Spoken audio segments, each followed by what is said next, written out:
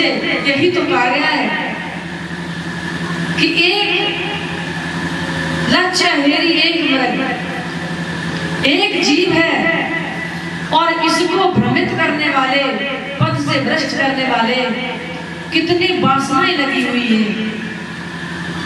अब इन सब का सिर्फ एक ही उपाय है।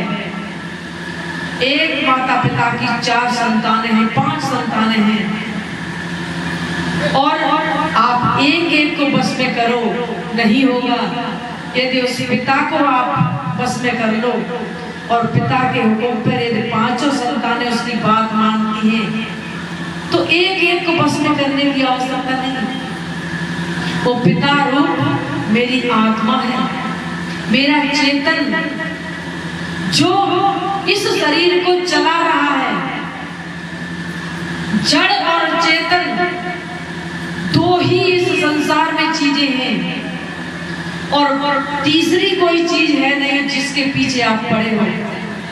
मेरे आश्रम में कुछ बड़े ही आचार्य और मठाधीश कुछ आए इलाहाबाद से और वो इस चीज को मानने को राजी नहीं हुए कि इस मानव से ऊपर कोई ईश्वर नहीं है। उन्होंने कहा ऐसे कैसे हो सकता महाराज जी।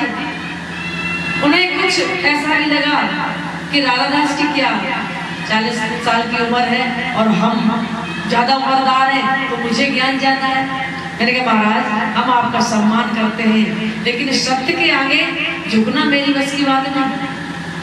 आप सोचो कि सत्य न माने, आपकी उम्र, आपका पद, आप मठाधीश हो, उनके आगे हम झुक जाएं। सत्य पत्रकार आई हूं, कह सकता दिन को रात नहीं।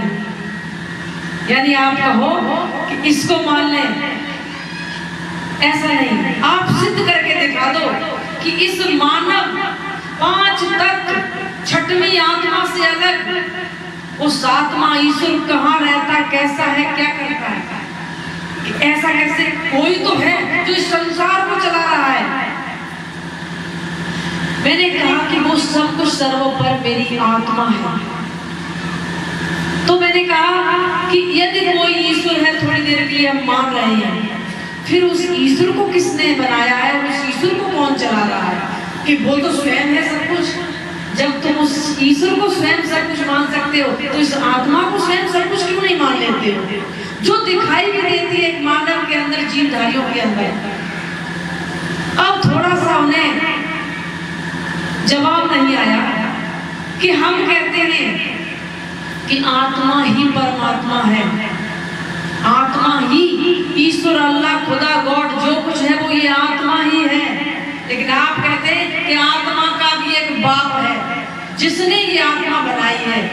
तो हमारा भी प्रश्न है, उस बाप का भी कोई बाप होगा? उसका कौन बाप है वो भी बता दो मुझे। कि नहीं उसका कोई बाप नहीं। जब उसका कोई बाप नहीं तो ये क्यों नहीं मान लेते कि आत्मा का भी कोई बाप नहीं है? असंख्य सैकड़ों आत्माएं हैं, मेरे अंदर अलग आत्मा है, आपके अंदर अलग आत्मा है, हाँ एक जैसे है। हम इस शरीर के बंधन में, शरीर के सहयोग से हमारी वृत्ति, हमारा भ्रम, हमारे कर्म अलग हैं। आपकी वृत्ति, आपके कर्म आपके अलग हैं और उसी हिसाब से हम कर्म फल भोगते हैं। एक माता पिता की 4 संतानें होती हैं। माता पिता के चाहने पर भी वो चारों को बराबर एक जैसा सुख नहीं दे पाती हैं। तब क्या कहते हैं, चाहे वो चारों संतानें कितनी भी पूजा पाठ करें, कितने भी हवन करें, कितने भी कथाएं करें, कितने भी दान पुण्य करें और कितने भी कथा भागवत कुछ भी करें, गीता पाठ कराएं, चाहे सुंदरकांड कराएं, लेकिन वो सबको एक समान सुख नहीं पैदा कर सकते। तब वही माता पिता, वही संसारी लोग, वही गांव वाले क्या कहते हैं कि ये तो अपने अपने कर्मों का फल है। जब कर्मों का ही फल है तब तो कह ही दिया है साहब जी, सब कुछ कह गए कि जब कर्मों का ही फल है तो क्यों नहीं अपने कर्म सुधारते हो? क्यों नहीं हम ऐसे कर्म करें जिससे मुझे गलत कर्मों का फल न भोगना पड़े? नहीं हम सीधे चलें? क्यों किसी की चोरी डकैती करें? क्यों किसी को कुदृष्टि से देखें जो उसका परिणाम इतना भयानक हो जो विश्व में कोई मुझे बचाने वाला पैदा नहीं होगा? तो क्यों नहीं अपने कर्मों को सुधारते? तो कर्मों को सुधारने के लिए ये दर्पण लगा हुआ है, संतों की सभा लगी हुई है। ये आपको बताएंगे कि कौन से कर्म करें, कौन से न करें, और किस तरह हम कर्म करते हुए अकर्ता हो सकते हैं। हम कर्म तो करते नहीं हैं सही, और क्या करते हैं? एक छोटा सा उदाहरण सुनो आप। एक गांव में एक कुएं के पास दो कुत्ते लड़ते लड़ते और किसी तरह दोनों कुएं में गिर पड़े,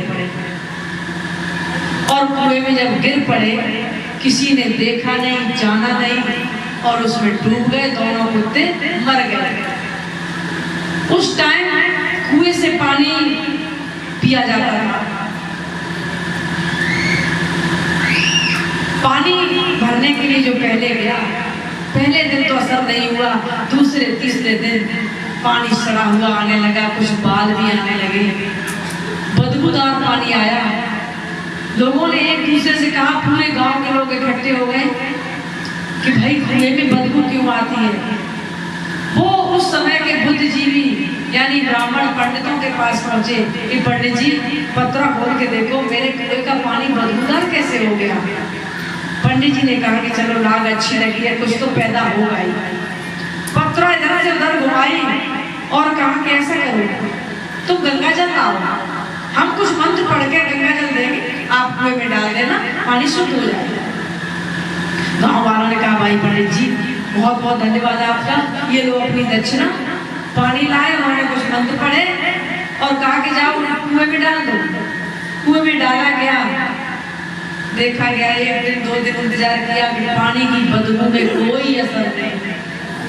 तीसरे दिन फिर पंडित जी के पास पहुंचे कि पंडित जी पानी सही नहीं हुआ, चलो कुछ और उपाय करते हो, आपने ठीक से नहीं किया होगा, क्या करें? कि चलो कुएं के पास बैठकर कुछ मंत्र इत्यादि पढ़ रहे हैं, हवन इत्यादि करेंगे, पानी निश्चय ही शुद्ध और साफ हो जाएगा।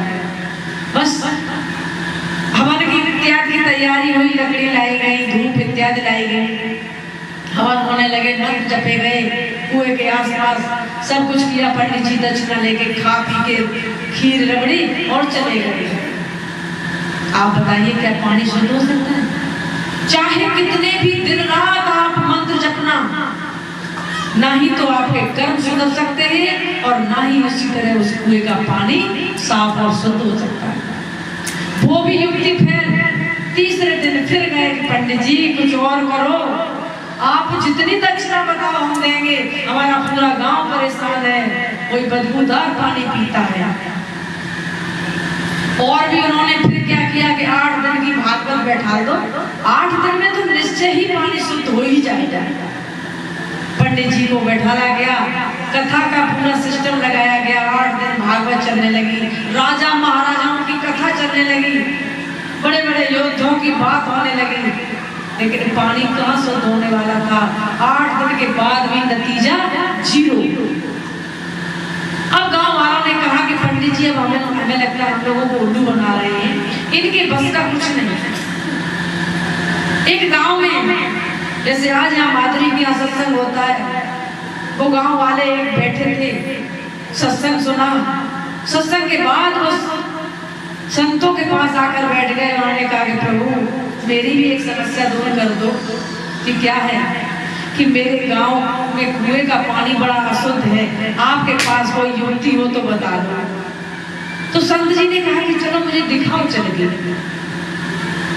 जब वो उस गांव में गए, कुएं के पास गए, पानी को निकाला, देखा तो कुछ पानी में बदबू थी, कुछ थोड़े छोटे मांस के टुकड़े भी थे और बाल इत्यादि। उन्होंने मनन चिंतन किया, इसी को कहते हैं पारखी। अपनी दृष्टि से देखा और कहा कि इसमें हुआ क्या, ये गंदा पानी क्यों हुआ? पानी में देखा गया तो कुत्ते मरे हुए पड़े कि इनको तो निकालो आप। गांव के लोग लग गए, 2 मिनट में कुत्तों को बाहर निकाल के फेंक दिया। कैसा करो, पानी का स्रोत नीचे से आने वाला है, आता रहता है, इस पानी को कुछ कम कर दो। लोगों ने बाल्टियों से वो पानी निकाल दिया, लगभग सब, थोड़ा बहुत रह गया होगा, पानी और आता गया। 2-4 दिनों बाद वो पानी पुराना निकल गया, पानी शुद्ध आ गया और पानी बिल्कुल साफ और शुद्ध स्वच्छ हो गया, पर खत्म हो गया। सभी लोग बड़े प्रसन्न हुए। उन्होंने कहा कि संत जी ने तो ये भी नहीं कहा कि मुझे भोजन खिला दो या मुझे कुछ दे दो, न कोई आडंबर किया, न कोई ढोंग किया, न कुछ और किया, और मेरी समस्या समाधान कर दी, कुएं का पानी शुद्ध कर दिया। कि जय हो प्रभु आपकी। बड़ा ही उनकी बात मानने लगे और उनका ज्ञान ध्यान सुनने लगे और अपना जीवन कल्याण किया, और उस गांव का, उस कुएं का पानी शुद्ध और उनके विचार शुद्ध हो गए। वही उदाहरण मेरे ऊपर भी है। हम क्या करते हैं कि कर कुकर्म चाहो कल्याण, ऐसा नाम किया जाए। कुकर्म करते हो और पहुंच गए मंदिर में जाकर, वहां जाकर कुछ प्रसाद चढ़ाया, कुछ पैसे चढ़ाए, 2-4 हनुमान चालीसा या किसी की आरती गा दी, और आप सोचते हो कि जो आपने कुकर्म किए, जो आपने हत्या की, अनाचार किया, व्यभिचार किया, वो 2-4 मंत्रों में और हवन धूप इत्यादि अगरबत्ती चढ़ाने में दूर हो जाएगी। ठीक उसी कुत्ते की तरह, कुत्ते को तो निकाला नहीं मरे हुए को, और ऊपर से धूप दीप इत्यादि का हवन भोजन और कथा भागवत कर रहे हैं। हमारा सारा सिस्टम आडंबरी है, दिखावटी है और बेबस है। गॉड इज लविंग, वो परमात्मा, वो प्रेम है कि 2.5 अक्षर प्रेम के पढ़े से पंडित हो। उस प्रेम को समझो, और प्रेम और आत्मा दोनों पर्यायवाची हैं। जहां प्रेम है वहां आपको आत्मज्ञान है, और आत्मज्ञान वाले को ही प्रेम होता है। मेरा मन, मेरी इंद्रियां, सब कुछ उस आत्मा से संचालित है। हमारे गुरुदेव ने लाइन लिखी है उर्दू गजल की कि अल्लाह तेरी रहमत ने मुझे रहमी बना दिया। वो आत्मा मेरे इस शरीर पर रहम कर रही है, चला रही है। उस आत्मा के होने से हम देख रहे, सुन रहे, सूंघ रहे, चल रहे, फिर रहे, बोल रहे हैं। वो मुझ पर रहम करती है कि तेरी रहमत ने मुझे रहमी बना दिया। फिर तुम क्यों नहीं दूसरों पर रहम करते हो?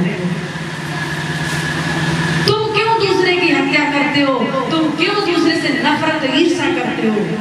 क्यों नहीं उस आत्मा को समझते हो? और वही हालत हमारी उस कुएं की तरह है कि हम उन मरे हुए भूतों को निकालने का मतलब है उन दूषित विचारों को खत्म करें, समान दृष्टि लाएं, भाईचारा पैदा करें, आपस में प्रेम पैदा करें। मजहब नहीं सिखाता आपस में बैर रखना।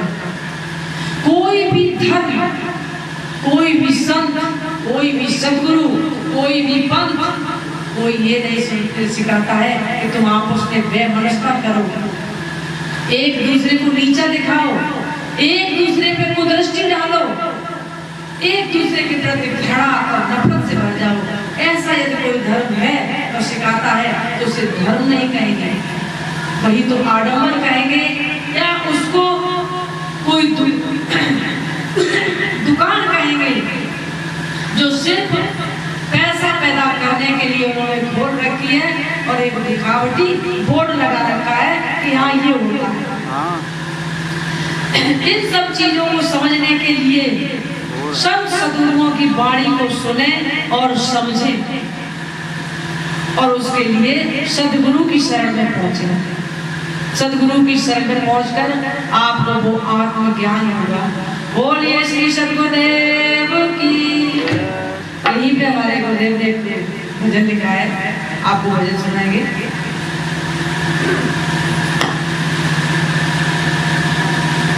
क्या पता है मौत का पैगाम कब आ जाए, जिंदगी की आखिरी शाम कब आ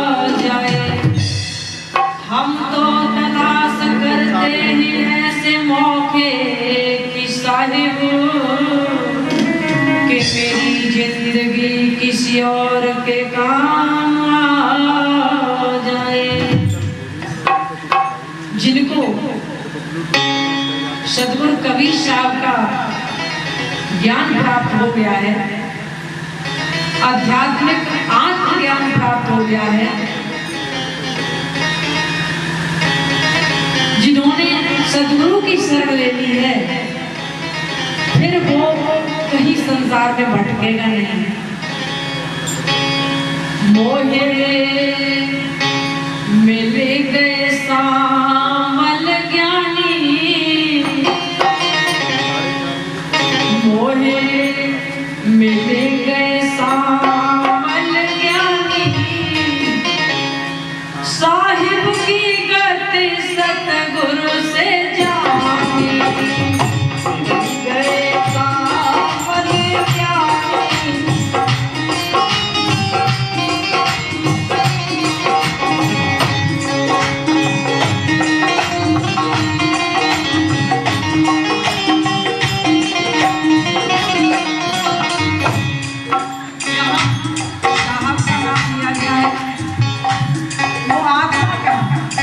मुझे आत्मा का ज्ञान किससे हुआ?